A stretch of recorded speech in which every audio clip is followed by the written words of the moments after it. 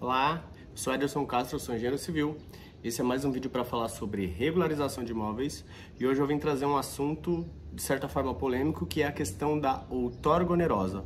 Muitas pessoas acham que para se regularizar basta apenas colocar numa planta o que eu tenho construído e pronto, e a prefeitura vai me perdoar em 100% do que eu construí e eu vou receber o documento do meu imóvel. Porém, a regularização não funciona bem assim.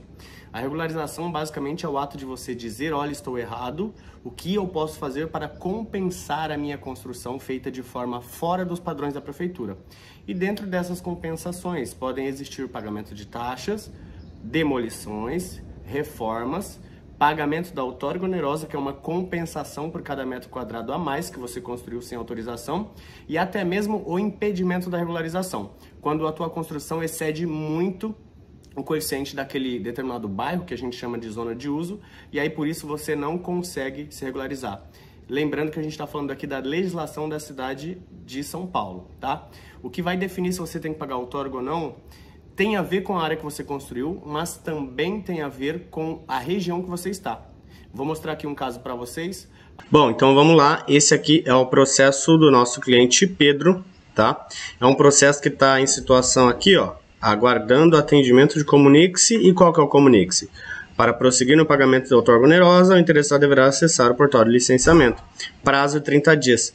Então, basicamente, a gente protocolou o processo em 2020, levou aí 2 anos para ser aprovado, né? E agora a prefeitura está dizendo: ok, Pedro, eu aceito a tua regularização, você vai poder deixar teu imóvel do jeito que está. Maria e Pedro são os proprietários, Ederson aqui sou eu, que sou responsável técnico pela Castro Engenharia. E aí agora eu quero que você pague a outorga, né?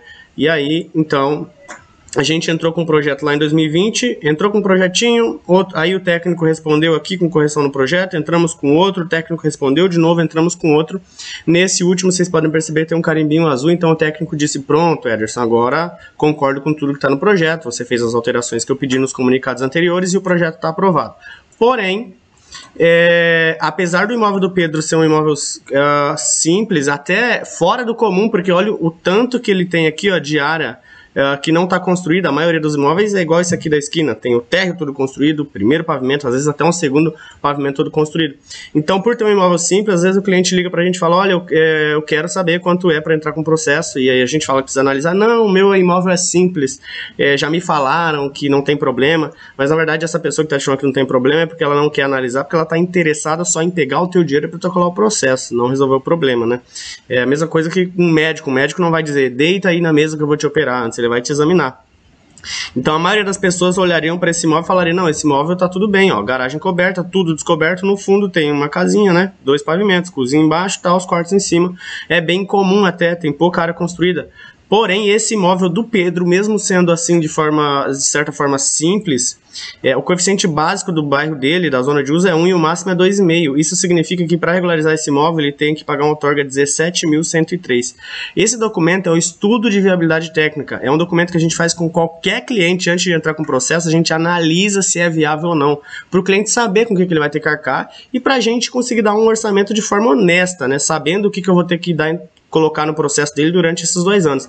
Porque senão eu cobro um valor ali de acordo com a cara do cliente, depois pedem alguma coisa que eu não consigo entregar, eu falo para o cliente: não está no orçamento, não me responsabiliza, ele acaba perdendo o processo. Nosso propósito aqui é só entrar com o processo se for dar certo.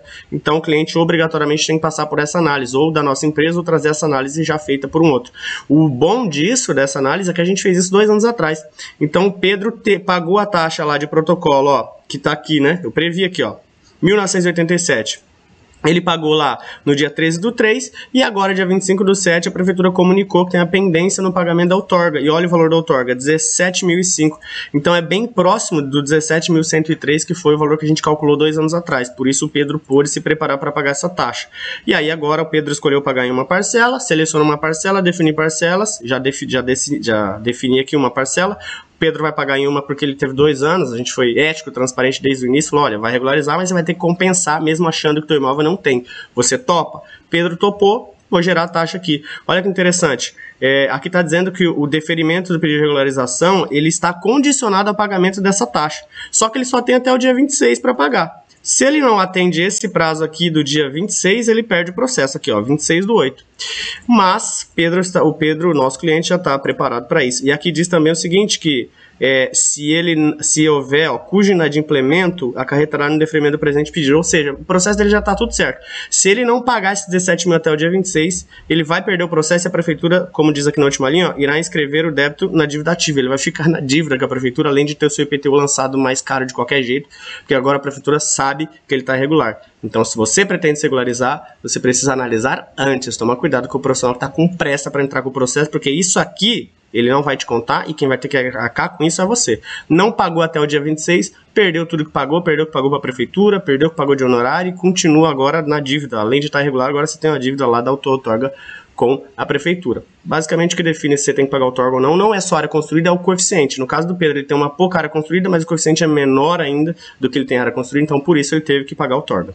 Bom, então vocês viram que a regularização não é simplesmente o ato de entrar com o processo. Nós recebemos muitos pedidos de orçamento e contatos de clientes dizendo: não, eu já tenho 2, 3 orçamentos, eu só quero saber quanto você cobra para protocolar o processo, só protocolar.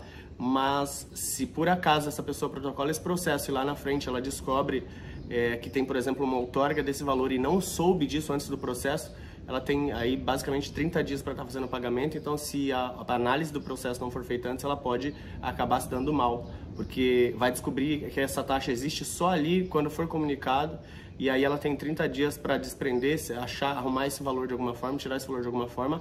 Caso contrário, ela perde todo o processo. E aí, nesse caso, a prefeitura não ignora que ela está irregular e vai lançar a área dela do mesmo jeito, ela ganhando o processo ou não. Esse valor da dívida, como a gente viu no sistema, é lançado como dívida, o valor da outorga onerosa. A pessoa continua irregular, o IPTU dela vem mais caro e ela corre o risco de ser multada, porque agora a prefeitura sabe que ela está irregular. Então, se você está pensando em se regularizar, toma cuidado com aquele profissional que já está preocupado em te dar um orçamento sem antes mesmo saber o que é que ele vai ter que fazer durante o seu processo. E se você precisar de ajuda com isso, nós prestamos uma consultoria como essa que nós prestamos para o Pedro, onde você vai saber tudo do início ao fim que vai rolar no teu processo e você pode definir se quer ou não avançar com o processo de regularização. Se quiser, a gente desconta o valor da consultoria e entra com o processo, faz todo o serviço para você, como nós fizemos do Pedro, aí acompanhando o processo por 2 anos, vamos entregar o documento na mão dele. E se você também, de acordo com o resultado, entender que não é viável, tudo bem, a gente para o processo ali, só que o ponto positivo disso é que a prefeitura nem mesmo vai saber da tua existência, vai saber da tua irregularidade ou que você tem que pagar outorga, não vai haver nenhum lançamento de imposto, de algum outro valor, além do que já está sendo lançado agora, porque a gente não vai se denunciar para a prefeitura entrando com esse processo. Beleza? Precisando de ajuda, entre em contato com a gente, nossos contatos estão na descrição do vídeo. Se tiver alguma dúvida, deixa um comentário e compartilha esse vídeo com quem você achar que pode agregar essa informação. E até o próximo vídeo.